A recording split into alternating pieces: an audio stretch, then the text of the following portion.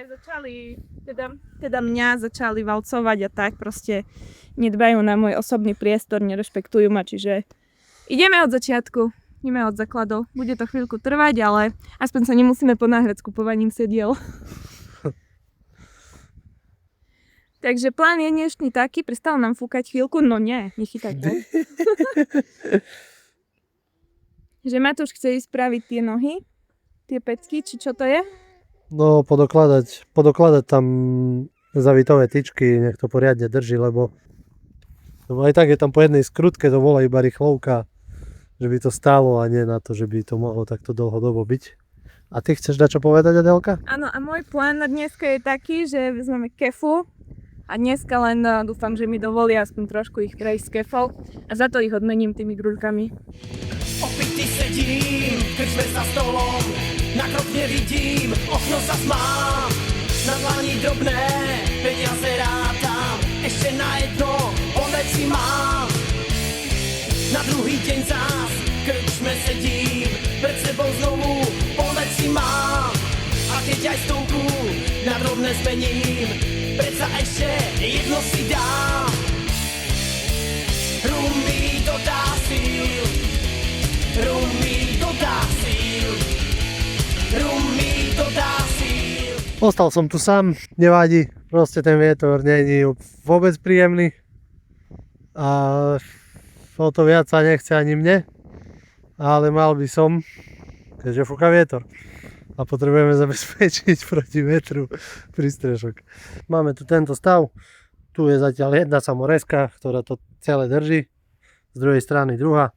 Potrebujem, dajme tomu, spraviť aspoň 1, 2, 3, možno tak, 1, 2, 3. Myslím, že na 3 tyčky by to bolo optimálne. Čiže poprevrtávať to, nasunúť tyčku, zatiahnuť matky, zrezať.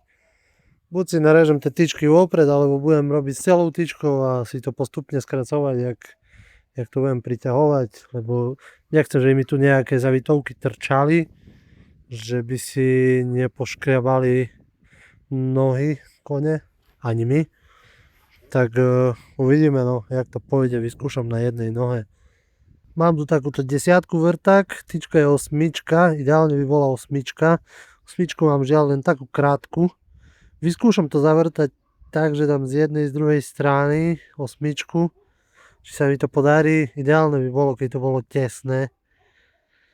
Neviem, s čím sa mi bude dariť, alebo pôjdem s týmto rovno, neviem. Čiže vyzerá, že som sa aj malým vrtakom trafil z oboch strán.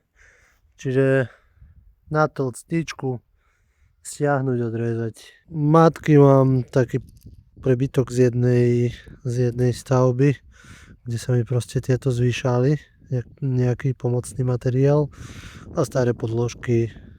Proste nebudem tu investovať do vecí, do ktorých nemusím. Nohu po nohe, 10 nôh, takže 30 krát si to zopakovať a zase sa bude lepšie spať. Čiže sme na druhej strane. Tu si dám matku na presne a druhú stranu budem ťahať a vlastne zvýšok maličky odrežem.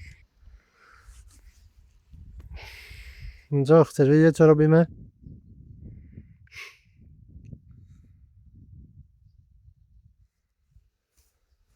Tá potrebuje voňať všetko.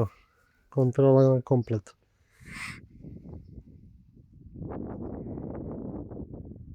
No jasné. Bez doprovodu by to nešlo.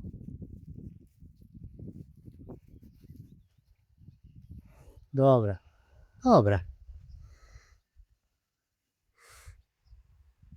Akože dúfam, že mi nechce stať celý čas za chrbátom. Či?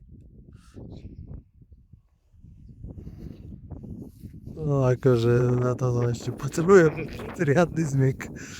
Kokos. Čiže nakoniec na 4 skrutky to bude istota. Táto tu už teraz nemá význam. Tie potom vyskrutkujem na konci. Ale myslím, že už lepšie to spraviť, neviem jak to je teraz. A 4 kusy sú istota.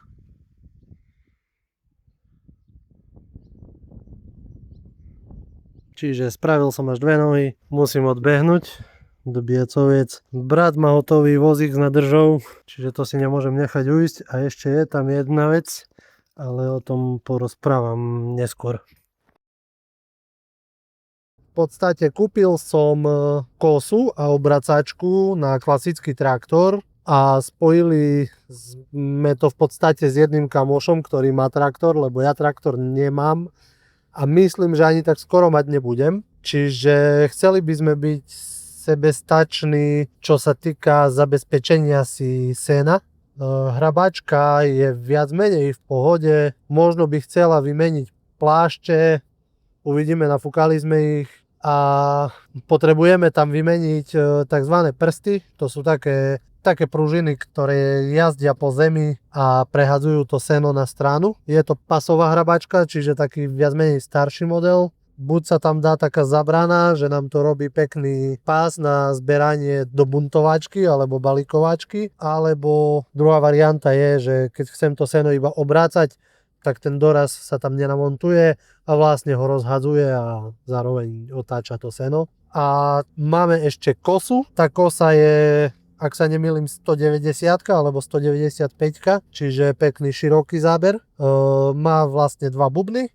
Kontrolovali sme vlastne stav toho prevodového ústrojenstva tej kosy. Vyzerá, že je to v pohode, čiže sme to rozhodili a zhodili naspäť, ale je tam zničené jedno ložisko a treba vlastne opraviť osku, takže práve preto idem do Biacoviec, lebo potrebujem, aby mi môj servisák rozlisoval osku od remenice, že by sme to vedeli rozobrať, spraviť, čo nám na tom treba a naspäť zložiť. Len